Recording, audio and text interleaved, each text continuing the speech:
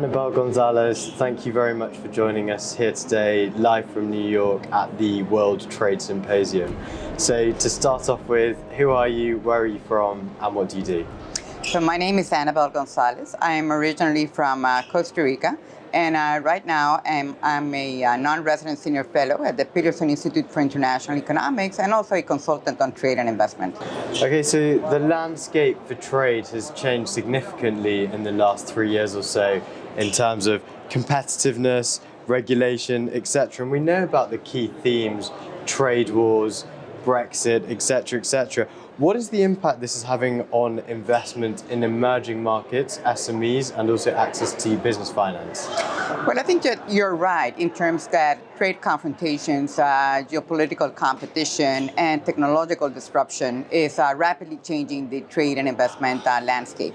And I think probably the most important impact that we see today is trade policy uncertainty. And trade policy uncertainty, evidence shows that it's detrimental to exporters, wishing to enter into new markets or expanding their exports. It's also detrimental to investors because investors hold out on their investments, waiting to see what's going to happen. And it's also detrimental to innovation as well. So I would say that if anything, for large and for smaller players in particular, the trade policy uncertainty is having a negative impact. Great. So why is it important to stimulate competition and innovation, and is geopolitics stifling this? That's also a very good question. Innovation is critical because this is how we bring in new products and new processes to the market. And competition is also, if you wish, the other side of the coin, because for innovation to expand broadly, you need competition so that prices can be lowered and more people can have access to those innovations. I do believe that the geopolitical confrontations that we're seeing right now are impacting both innovation and competition, again, through this uncertainty factor. And moreover, in some cases, since you have new investment screening mechanisms and more stringent investment screening mechanisms, export controls and the like, then you see that this is having even restrictions on visas for researchers traveling from one country to another. All of this is having an impact on innovation, which ultimately has an impact on productivity growth as well. Great, thank you. I guess this is more of a high-level question, but what is the role of multilateral organizations such as the WTO and the ICC in facilitating global trade? And can you pinpoint a couple of examples of how this actually works in reality?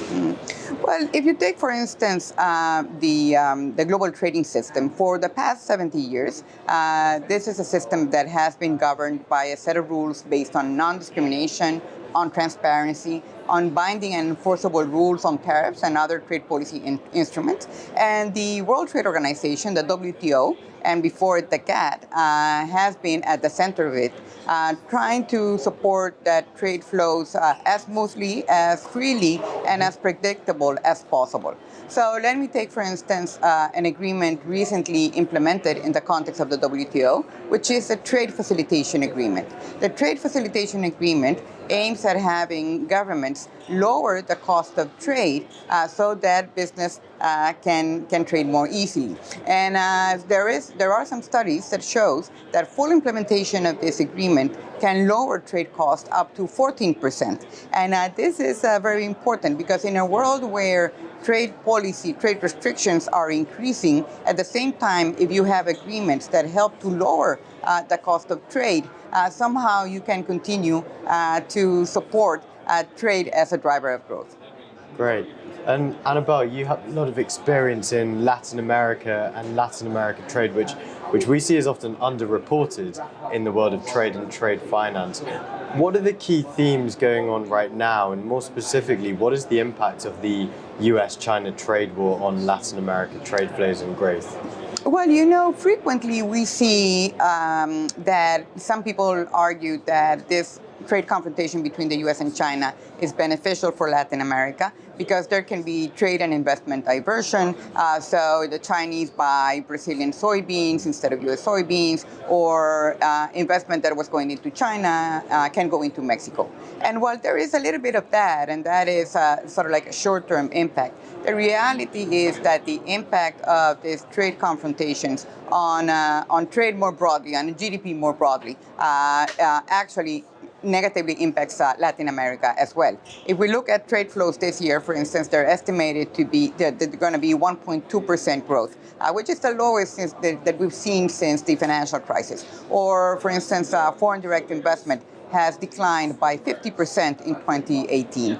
So this is not good news for Latin America. For Latin America to grow, it needs a conducive global environment, and in a context of trade confrontations, we're not seeing this. Great. And Anabel, final question. What are you most excited about here in New York at the World Trade Symposium? Well, I think it's a great forum, and I've enjoyed very much the discussions on how can technology, and in particular digital technologies, can support trade. Great. Anabel, thank you very much for joining us on Trade Finance Talks TV. Thank you very much for having me.